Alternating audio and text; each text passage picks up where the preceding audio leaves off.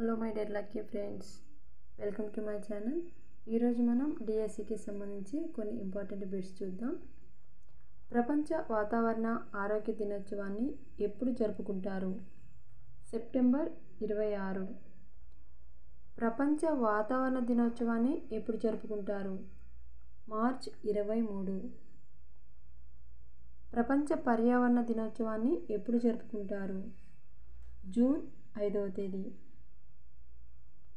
మేఘాలు ఏర్పడటం, ఉరుములు, మెరుపులు, అల్పపీడనాలు, వర్షపాతం లాంటి వాతావరణ అలజడులన్నీ ఏ ఆవరణంలో జరుగుతాయి? ట్రోపో ఆవరణంలో. ట్రోపో ఆవరణం దేని వద్ద 18 కిలోమీటర్ల వరకు ఎత్తును కలిగి ఉంటుంది? భూమధ్య రేఖ వద్ద.